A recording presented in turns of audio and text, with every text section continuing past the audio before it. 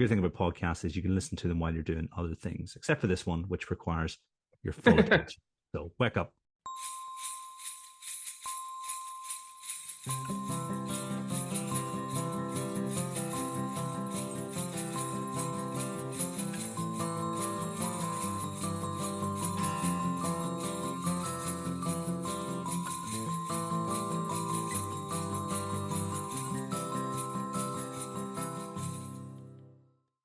Welcome to Thinking Deeply About Primary Education, the podcast that makes time and space to think about pedagogy, teaching and learning, professional development, anything of interest to time-poor but enthusiasm-rich primary teachers. Now, we're going to pick up where we left off with our exploration of the Great Subject Knowledge Compendium. Before I do that, I'd like to remind you about the live stream on the 30th of December from 8 a.m. to 8 p.m. And obviously, we've got Neil going to do a session on comprehension, amongst other things. Chris talking about the art and science of teaching primary reading 2.0, and lots more. We've already had some very generous donations, and on the day you can donate and sort of prepare to ask the TDaPE regulars any question you like, essentially. So check out the details on Twitter, but let's get right back into the Great Subject Knowledge Compendium. What about history? How long do you have? Podcast, first of all. I think, Kieran, you recommended this podcast to me, and I've been devouring it ever since, and that's The Ancients. Cracking bit of work there that gets done by them.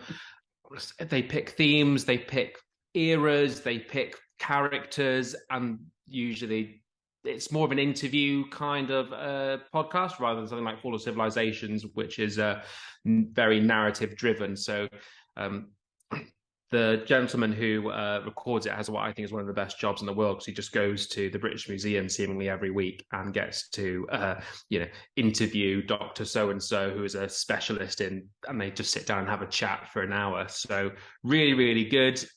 You're going to really find something that's linked to the national curriculum. I've got kind of 5 recommendations specifically, which kind of tie into the national curriculum. 2 really good ones on the Sumerians. One is called the Sumerians, and one is called Uruk, which is one of the first kind of, well, which I always kind of assumed was like the first Sumerian city. However, within the first 2 minutes, it was a clear misconception that I had that it was actually one of the first Sumerian cities. They've done a whole today, not specifically today, but this year is the centenary of Howard Carter finding a Tutankhamun in the Valley of the Kings. So he's done a fair few episodes looking at Tutankhamun, particularly around the significance, and that episode's really good because when you think about what good history is and you want to get those second order concepts in, if you, as a primary teacher, you're thinking, gosh, okay, well, what was the significance of the finding of Tutankhamun? Then certainly listen to that one, because it kind of makes you realize then, the idea, the notion of like the museum economy kind of really then kicked off with the finding of Tutankhamun. Another episode, there's the rise and fall of Roman London, which obviously is smack bang right there for the Romans in Britain. And then you've got the end of Stone Age Orkney. Orkney is where Skara Brae is, which was a early Stone Age settlement. So kind of having some subject knowledge around those is always going to be really kind of helpful. Nice. I was also going to recommend that podcast. They've got a really good one about what's the wall, Hadrian's Wall, where they talk to an expert about the Great Wall of China. And well, I was actually thinking about the Antonine Wall as well. I always get those confused. But they had an expert talking about how it was less of a defense system and more of a trading post for potentially what the Picts, would they have been around at the time? Yeah, Picts were what they would call what would have been Scotland, so people in Scotland. And then ironically, I think like the Scottish actually refers to the Irish at that time as well. It's all the Scotty, I believe it was. It's actually Irish, not Scottish. Yeah. I mean, it all ended up Celtic in the end, didn't it? It did. I mean, I've got 2 more I'd throw into that. I don't know how relevant this is, but it's really interesting. It's called The Age of Napoleon. And essentially, it's a massive podcast about Napoleon And then you've got the History of Rome podcast. I mean, the last time it was updated was 2017, but Hmm. they've gone to quite long lengths to outline the history of Rome, and so there must be something. And even if you just go to the ancients, and if you're not from the south, you might want to listen to the episode about Hadrian's Wall. If you're not, and if you are from the south, then you might look at Rome and London. So I think yeah, something for everyone. And the good thing about podcasts is you can listen to them while you're doing other things, except for this one, which requires your full attention. So wake up. I can see I'm a little out of my depth in this one, so I'm just going to throw in a couple of things called History of Knowledge by Charles Van Doren or Van Doren, not sure about the pronunciation. It is a little kind of, in inverted commas, Western in its focus. So bear that in mind. But if you're interested in European history in particular, I think it's it gives you a little taste of so many little things.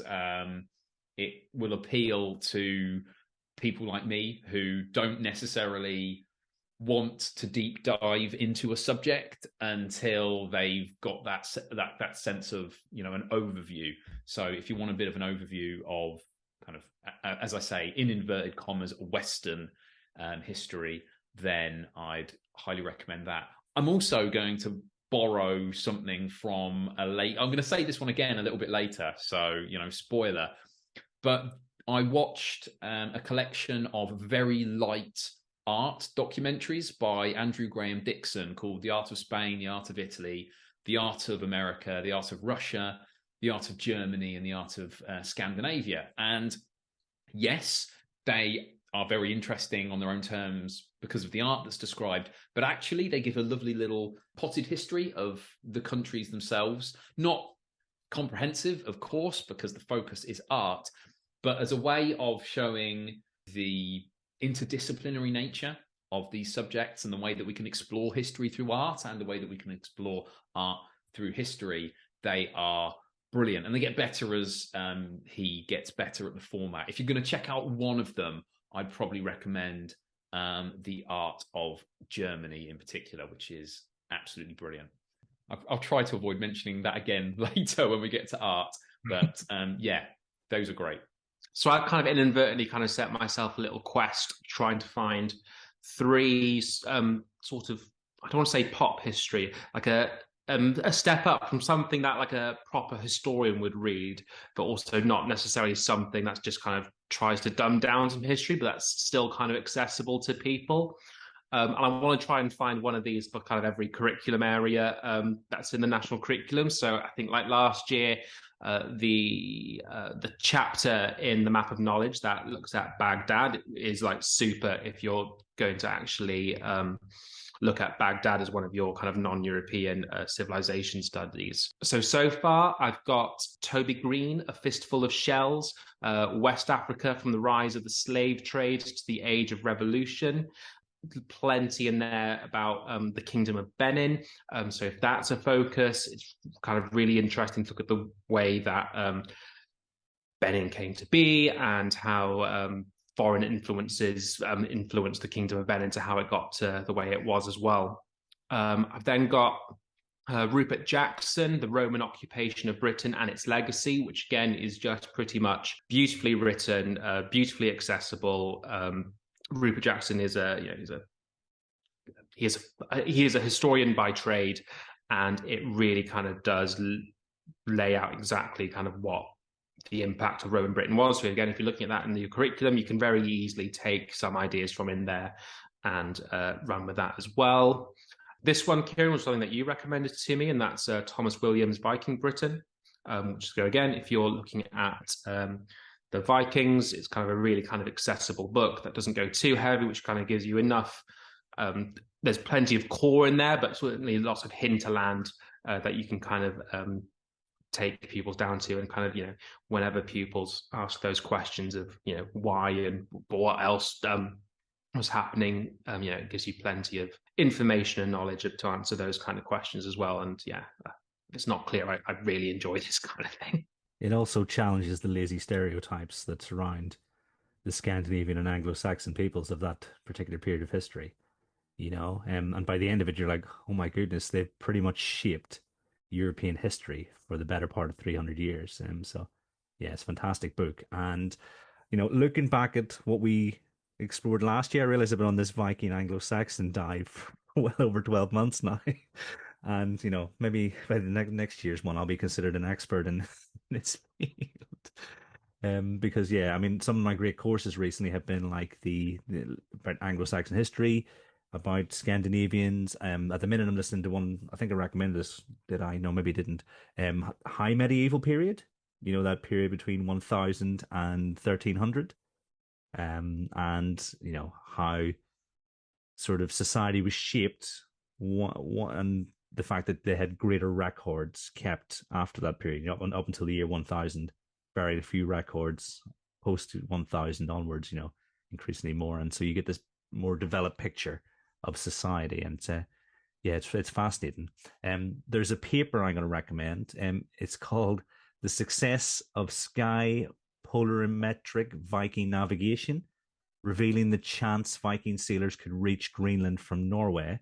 And it's I don't know if you've seen Vikings, the thing that Ragnar Lothbrok holds up to the sun on a cloudy day just to sort of see through and navigate. I think it roughly gives them a 90 to 100% chance of making that journey. I think this was a Christian Bokov retweet a long time ago, and it was in my bookmarks, and I thought that's fantastic. You've got timemaps.com, which was a Stuart Tiffany recommendation. And to be honest, anything from Stuart Tiffany, I know he's got those excellent chronology videos and his CPD sessions online. Well, worth checking out. And then this one might have been new. It's in my bookmarks as well. Incredibly detailed maps of medieval trade routes at merchantmachine.co.uk. Did that come from you? Sounds like me. And it's exactly what it says on the tin. Now, I had a question. There was something. What was the name of that castle augmentation website you were flying about? Because you were flying about in a little castle. Oh, yeah. So yeah, that's from a website called TimeRef. So timeref.com. And within that, clearly they've used some software to kind of create 3D worlds and stuff like that. But you basically go around, you can explore a Motte and Bailey castle, you can explore the White Tower, which is the Tower of London, and Norman Keep. So in terms of that kind of like world building aspect that you might want to do with particularly your younger students who might be in like year one or year two. And personally, I just think castles are a great unit to kind of study, because again, thinking about change and continuity, it's a real obvious one that they started off as Motte and Baileys and were made of wood, and then they got bigger, and then they were made out of stone, and more people lived within the grounds of them until they got to the Middle Ages and that kind of prototypical idea of a castle that we have. So yeah, definitely recommend timeref.com. Plenty of information about castles, and yeah, that good bit of fun of just kind of exploring some castles as well. Kind of on that kind of note as well, it's an old book, but it's such a good book.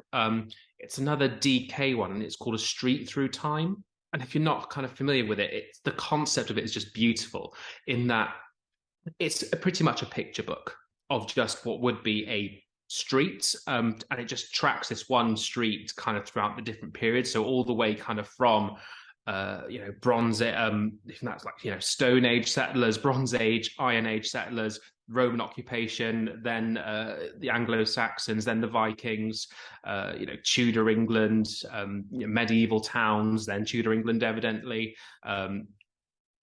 Throughout, and then it has it's quite an old book, so I think when it gets to like 2010s, it's called like the Future Street, and it looks nothing like 2010. So you really do kind of have to we're not going to show you that last page, but again, kind of if you're thinking about how do we make history and not just factual, isn't this an interesting story to think about how life has actually changed? Yeah, it's a fantastic book. In fact, anything by DK in the history side of it is just beautiful. I think I got a few that they have like a knowledge encyclopedia series, which is just wonderful for diagrams that you might want to use in the curriculum. and they have a really beautiful one called History of the World, Map by Map, which again is just a beautiful picture book. If you had that in your reading in your class library and just looked at, put one of those under the visualizer each day, you would just get kids absolutely enthralled with both history and geography. I love the idea of the street through time, like the last few pages being some like dystopian hellhole. The person had just finished reading a lot of kind of dark fiction and then finished that book. It's like, no, 2010 is going to look like this. Well, oddly, maybe he should have done it. It would be more accurate than what's there. Probably closer to the jetpacks and whatever's going on. yeah, exactly. So I'm going to leave just one more. I promise it will just be one more. And again, I don't know how I found it, but I'm so glad that I did. It's called Museum of the World. It's a project that's clearly been done with Google and the British Museum. And clearly what they've done is, again, software-based. They've created a giant timeline, and kind of that timeline has then kind of been divided into 7 sections, one for each continent. And what you can do is just literally track back every single, I don't know if it's every single, but the vast majority of items that they have in the British Museum. So you can go back to by continent, you can go all the way back in time, then you can kind of look at by continent as well, depending on whether it's on the furthest left, the furthest right, in the middle, whatever it might be. It's just beautiful. You can just spend hours and hours and hours just kind of gliding through it and just be like, well, I wonder what this one is. What's really nice is that you can also you can kind of view everything as a whole, or you can kind of view things vaguely kind of by concepts, this idea about art and culture, conflict and war, trade and business and trade and economy. So you kind of see all the items that they have that kind of fit within those kind of conceptual ideas. So yeah, it's an easy one for you to lose quite a lot of time in. So I really recommend Museum of the World. It kind of just makes you kind of realize actually how powerful having that stuff at your fingertips, really is. So, I mean, the history section could be an episode on its own. So all right, maybe we need to rethink that next year. What about geography? Haven't got much. I did reading and maths, and now I'm spent. But actually, I've got more of a tip for this one. I remember when I was teaching geography on the regular, one of the things I like to do, and one thing I found really useful whenever I arrived at a new school, was to inspect the atlases, find out what brand of atlas they used in my year group, and get really familiar with it. So if in doubt, get familiar with the atlases that your school uses, so that using them with kids is second nature. I'd add along those lines that while there are, you can find anything you want to find on Google Maps, etc., but there is still something, to me at least, quite beautiful about a really nice atlas. And for 20, 30 quid, you can get yourself an A3 beautifully presented atlas. And you end up looking at it, you end up going to it, because these things are actually just beautiful things to learn from. So if you haven't treated yourself to one and you're in any way inclined to do so, I would recommend it. Yeah, on the idea of maps, you obviously got I don't know if it was out when we recorded last year or not, but like Prisoners of Geography has been written as a sort of like a picture book, which is a beautiful book. As I say, you show that to kids and they will absolutely be enthralled with everything that's in there as well. I've got a few podcasts. One is one that I found kind of in preparation for this, and I've listened to a couple of episodes. It's called Geography Ninja. I've been trying to find, like I said, I know plenty of history podcasts. They take themes, they take ideas, and they talk about them in depth. Geography Ninja is kind of the first one that I've been able to find that does that on a good level for what I would call like primary geography. So I listened to a really interesting episode on plate tectonics, which again is perfect for the year 3 or 4 Key Stage 2 primary curriculum. I've also got Revised GCSE Geography by Senka Learn. So again, more than the primary school teacher needs to know, but in terms of there being, what's nice about those ones is that they are really, really short. I think those ones average around like 15 to 20 minutes. So just really kind of short. It's obviously they're made for GCSE children. So in terms of our subject knowledge, it's pitched, just slightly higher than where we need to be. I've also then got the Royal Geography Association, plenty of resources, schemes of work, lessons on there, and they're always really, really high quality as well. Then my final one is, it's called maps.nls.uk. And basically this just allows you to have a side-by-side map. So you have like a modern map on one side, then on the other side is usually a map from, I would say, about the 1800s, maybe mid to late 1800s. And so what you see on the right-hand side is obviously the modern map, and then what you see on the left-hand side is the exact same location as that, but just where it looked like, in this case, 250 years ago. So really good to have a play with that, just to kind of see how settlements have built up. And I was looking at the Port of Dover, and how the Port of Dover, there was still a port there 250 years ago, but how that's expanded and how that's changed now compared to 250 years ago was really interesting. And so that's a nice little benefit that you can get in the classroom. So that one's a bit more of a teaching tool really than something for subject knowledge, but I still think it's a really useful one to have.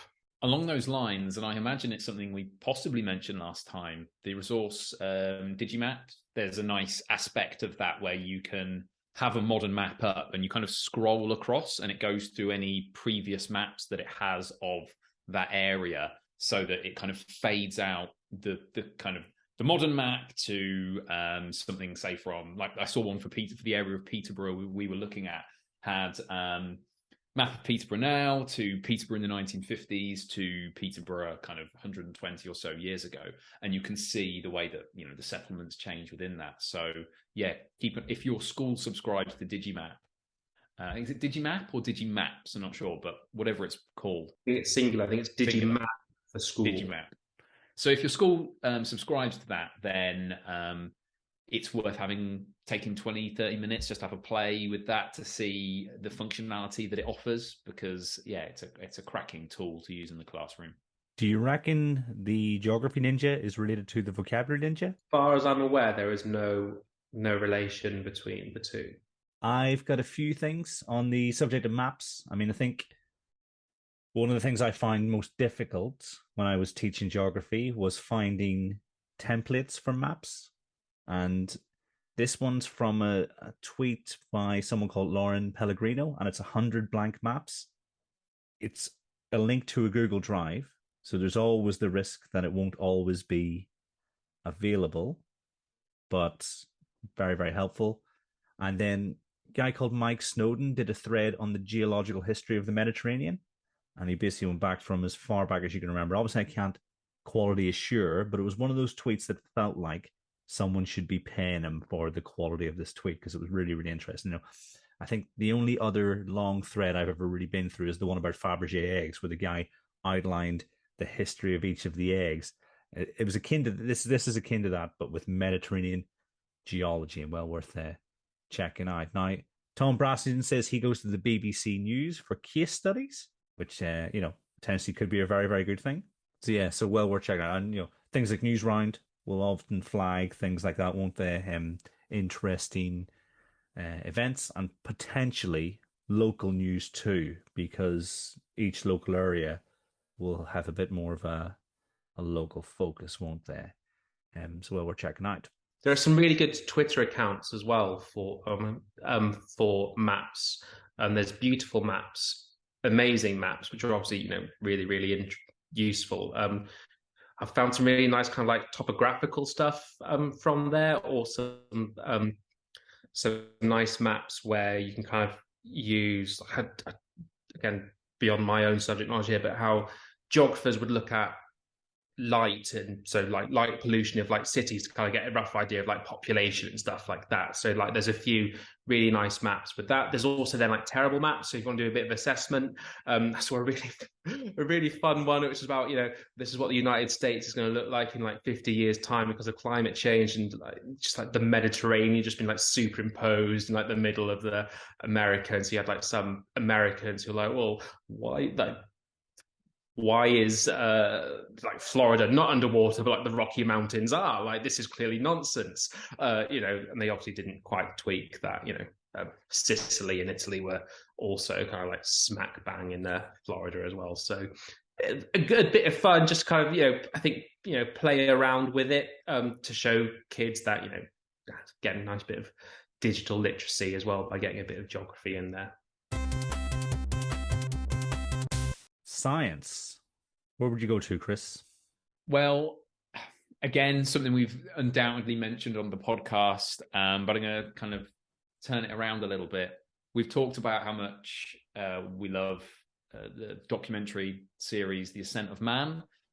This year, I went back to the book of The Ascent of Man. I think Neil might have even mentioned this on the podcast, the book itself. It is so beautifully written. Jacob Bronowski is his writing, the script that he put together for that is as eloquent as he is when he is interviewed. So if you get a chance, you can pick it up for almost nothing on eBay.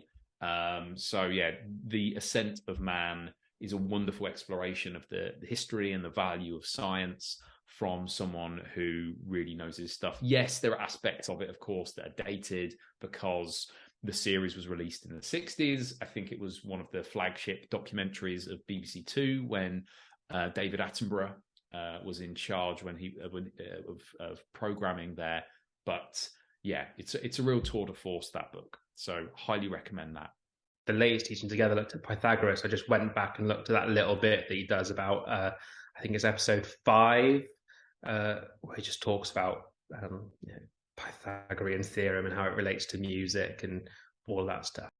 So I've gone for Adam Boxer's How to Teach Secondary Science, purely because, again, the like subject knowledge, it's kind of useful for us, but also kind of I went into knowing like this book is more just about teaching science and is actually just a really kind of good it's a pedagogical tour de force. So it doesn't really kind of quite well, it's really the reasons why I recommend it.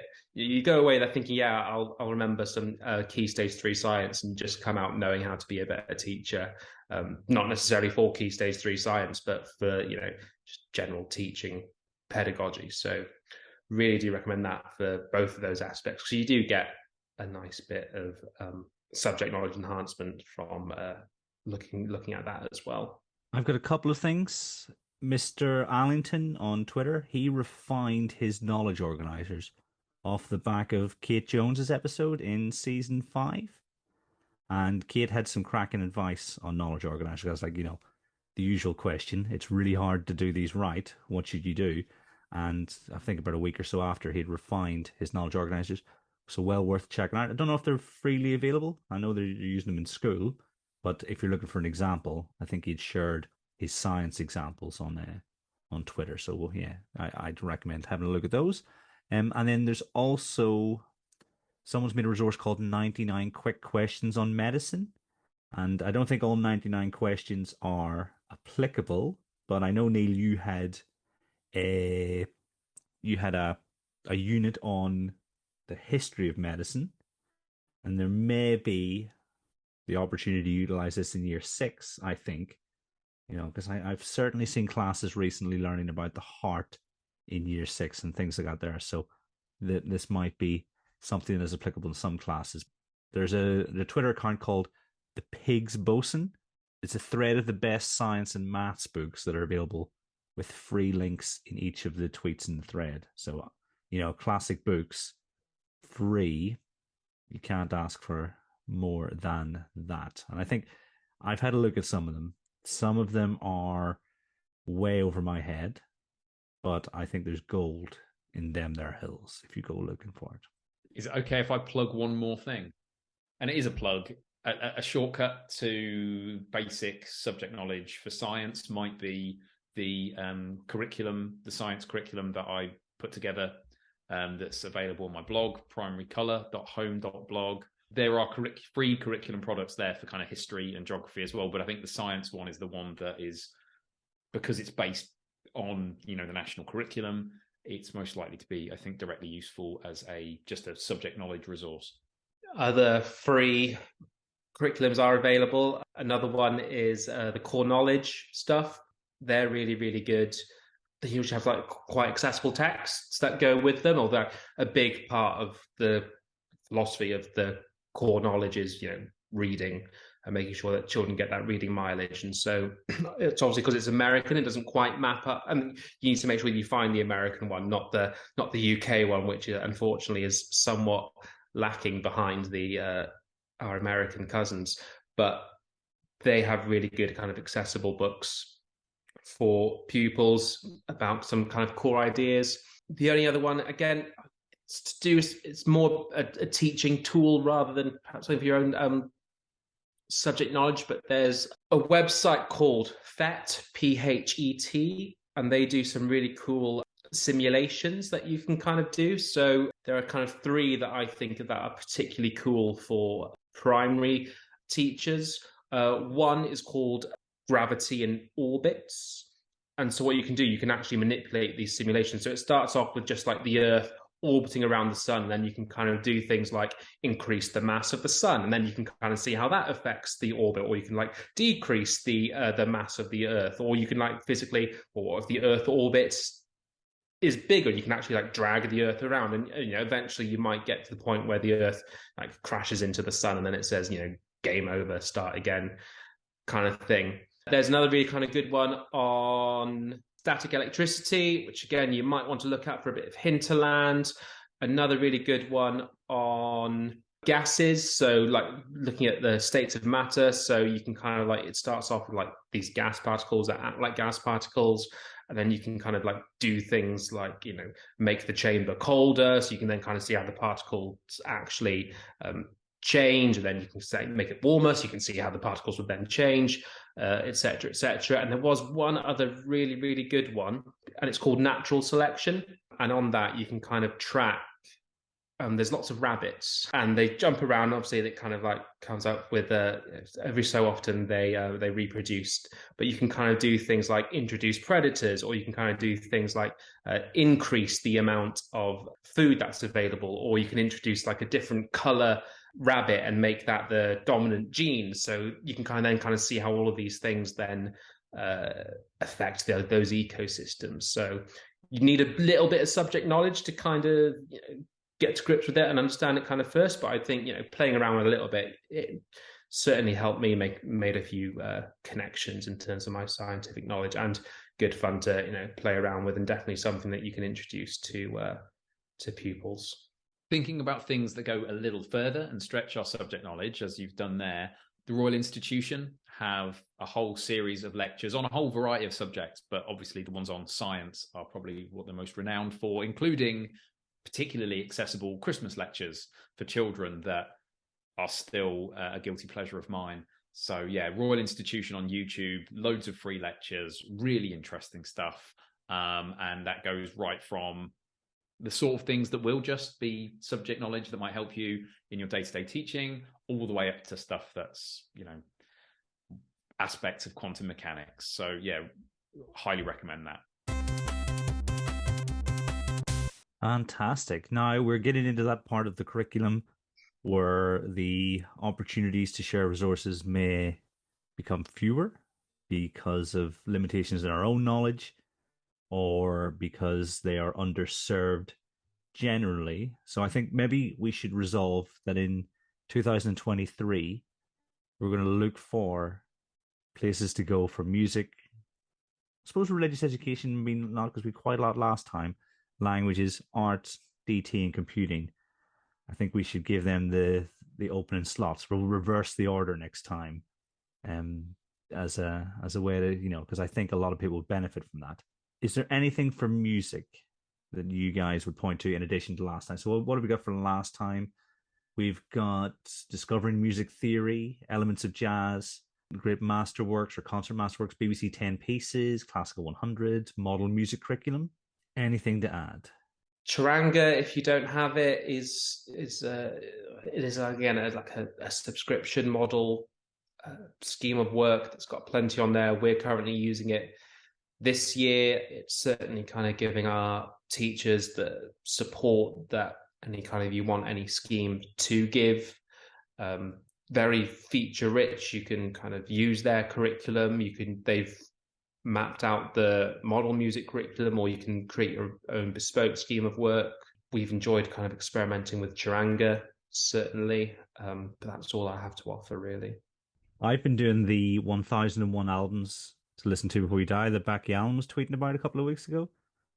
And, contemporary music is quite popular in schools. I know people have like artists of the week, or, I know if I think of my own kids' schools, they're coming home talking to me about bands from the 90s that their teachers are choosing as artist of the week. And I'm all, where did you hear about those guys? Who would have thought my 8-year-old would know who Bewitched were? Not me. But this has definitely opened my eyes to music that I would never have considered and hadn't even heard of, but yet it's contemporary. So I think the oldest album I got was a Billie Holiday one from 1958. The most recent one was from 2020. And what I do is I go and I read up about the artist while I'm listening. And so I'm getting almost like a short history of music. And I've only had one album so far that I would actually choose to listen to again. But I feel like I know more about ears that I didn't know about. Another one sponsored by Becky Allen. Perhaps we need to get Becky Allen on, but not to talk about the bigger things about education, but actually Becky can help us with our subject knowledge. She recommended a podcast called A History of Rock Music in 500 Songs, which is, as it says in the tin, it's going to be eventually 500 episodes. It's far from finished, and it kind of tracks back to the beginning of rock and roll, all the way to what I imagine is however this list was put together. They've stopped it at some point. I've only listened to a couple of episodes, but it's kind of a really interesting deep dive into how rock music's become the way that it has. Fully recommend a listen if you're that way inclined and want to find out a little bit more about rock music. Now, I don't want to offer nothing. So actually, I've just gone through a trawl through my YouTube history to find this particular video. There's a chap who's obviously a virtuoso musician, at least on the piano, called Jacob Collier. And there's a little video I watched called Jacob Collier Answers Music Theory Questions from Twitter. Absolutely worth 15 minutes of your time. Really fascinating, even if the little things that if you're interested in music and have been on your radar, things that you've heard but have no idea what they mean, like me. So things like circle of fifths and this sort of thing, then well worth checking it out, because he breaks things down in a basic, accessible way. And give that a go. I mean, if we're recommending books along the lines of sort of rock history, there's a book called Uncommon People by David Hepworth. I mean, David Hepworth is a pretty prolific rock writer, but it essentially traces the rise and fall of the rock star. Anything to add on religious education? I'm going to cheat here and say that if you get the opportunity to see Adam Smith speak on the subject of RE, and unless I'm mistaken, he might be speaking on this particular subject on the special episode that's coming up. If you don't catch that, though, he may well talk about RE again at a research ed or elsewhere. But if you get the chance to hear him talk about it, it's really fascinating. I think last time we heard him talk, the first thing you said, Kieran, was it made you want to teach RE, which I can't think of a higher compliment, and it's a sentiment that I echoed at the time. So he's really inspiring to listen to on the subject. Yeah, even when I was a full-time teacher, I tried not to teach RE. PE and RE on PPA day. That'll do me. 4 o'clock during the 12-hour string. So 4 p.m. What are we in? BS? No, not BST, GMT. So 4 p.m. GMT. Adam's going to have an hour to talk about powerful religion. And his walled garden metaphor is not to be missed. So yeah, definitely worth checking out. I think it's worth just pointing out there as well. It will be a book at some point as well. So my recommendation will be a future recommendation, which will be when if you listen and you like what you hear about what Adam has to say about RE, there will be a book coming soon, I hope. Future recommendation there, definitely worth reading, I've no doubt. What about art and design, which I think encompasses design and technology at the same time? We covered 13 artists children should know. We covered the art book by Fiden, very short introductions, art websites, art gallery virtual tours, thinking deeply about post-war impressionist art, the podcast that we did. That must have been a diversion we went on. And then the other National Gallery. Was there anything else you guys would add to that? Seeing as Chris has mentioned The Ascent of Man and the wonderful documentary that is, I think it was a little bit afterwards, there was one called Civilizations by Kenneth Clark, which looked at religious art. So you could fill this in with RE, you could fill it in art, but it's a beautiful, I think 12, 13 episodes of looking at effectively religious art and how that's changed throughout various historical periods of time. Obviously, it is, to a certain respect, a product of its time. He takes the civilization as the very kind of westernized version of what civilization is. So take that with that pinch of salt. But in terms of, again, the way that it's written and in terms of what you can learn from that, Civilizations is a great... it certainly used to be on the BBC iPlayer. I'm not sure that it is anymore, but you can definitely still buy the book. Although, with this one, more so than The Ascent of Man, I think being able to look at that art and listen to Kenneth Clark talk about it whilst you get the film that accompanies it, I think is more powerful than just the book itself. Yeah, you're dead right that was about the same time, except in this case it was so...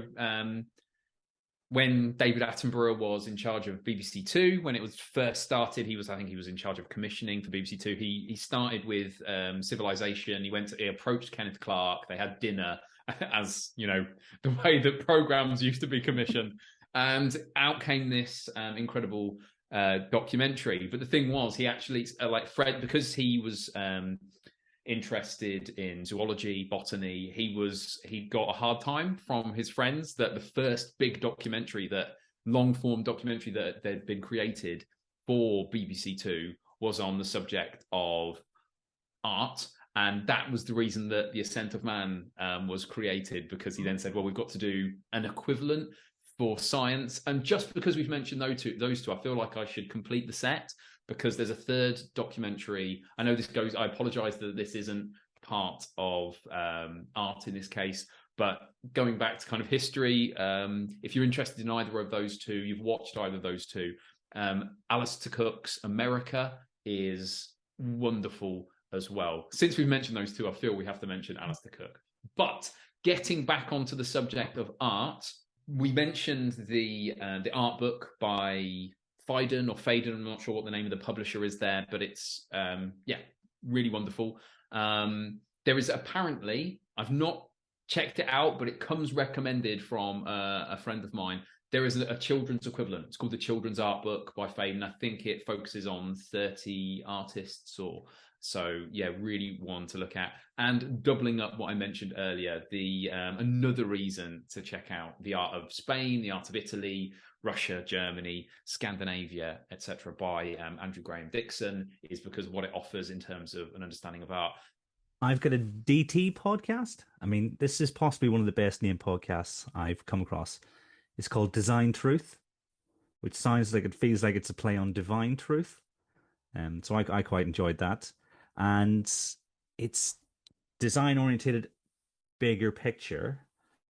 But they've got an episode called 4 Years to Save D&T. And you've got, I think, a guy called Tony Ryan, who is the CEO of the Design and Technology Association, and essentially talking about where the state of DT is in the country at the moment. And obviously, from a perhaps more secondary position, because there's a lot of conversation about qualifications and the standards that people are expected to meet before they go into the workplace. But this was released in May, so the clock is ticking on those 4 years, which is probably why we need to make this our focus for next year. And I think maybe in 2023 we'll try and search out people who are more knowledgeable about design technology, about the teaching of art. I can think of a few people at the moment for episodes, so we can draw on their expertise and give it the sort of the spotlight for a little bit. For the art, Oak National Academy stuff is still there. So if you're like me and have no idea what you're doing in terms of teaching art because you don't feel confident in your own sort of artistic knowledge and skill, then always worth kind of looking at what they're doing there. There's a gentleman on Twitter called Paul Carney. He has his own website called Paul Carney Arts, and within that he has art and design progressions. There's courses that you can do. He is also a consultant, so if you were looking to get him into your schools to kind of help improve your art, then you definitely could be doing that. But again, there are kind of courses there for primary teachers. I'm there right now, so there's things like primary painting, drawing and mark making, simply sketchbooks, making meaningful, manageable progress in art. So things that, as an art leader, things that you would want to engage with to kind of help bolster that subject within your schools. If, like me, you try to find any reason not to teach it. And finally, the last one that I have is a DT scheme. It is paid for, but it's from Kapow, who they have a wide variety of schemes from different for different subjects. But I'm only familiar with their DT one, which I thoroughly recommend. It's very clearly based on the projects on a page stuff, which I'm sure we must have mentioned last time from the DT Association. But what's really nice about Kapow is that there are like videos for that process as well. So if, like me again, you're not particularly good with making things with your hands, there's a video there to take you through it step by step. So as we've kind of been using this or our DT leads kind of been looking at it, it's been incredibly useful for us to and useful for teachers as well to kind of really see this is, when you think about dual modality here, it's, when you read the instructions, it never really makes as much sense when you get to see someone actually doing it as well. So do recommend that scheme of work. And I hear primary knowledge schools are also bringing one out, but I don't know about that one yet. And Elliot said we should get it on there. So cut it if you want to, I don't mind. No, we couldn't possibly comment because we haven't been given access to explore. Now, last time, computing didn't even make it into the episode. So it was on the list, it didn't make it. Do you guys have anything you'd like to add? I've got two from Rachel Walker, who obviously appeared during the recent episode on tech. She says, check out Teach Computing, which appears to have sort of subject knowledge support, a computing glossary, training support. There's links to the computing hubs. And then you've got things on pedagogy as well. And so I think well worth checking out, but she highly recommends that. And I trust her. And it's funded by the Department of Education. It's the National Centre for Computing Education. And I think probably that should be the first place we go to, is the National Centre for Computing Education, because I was today years old when I found out that was a thing. How's that? I don't know how that's possible. And then something called Barefoot Computing. And she says they have really good resources for CPD and subject knowledge. So, like I said, I trust Rachel's judgment on that. And just from a quick glance, it looks like something worth checking out, particularly in computing, because we are already so far behind our pupils in terms of this whole thing? So I've got two. Unfortunately, there are some kind of stipulations into you actually being able to access them and use them.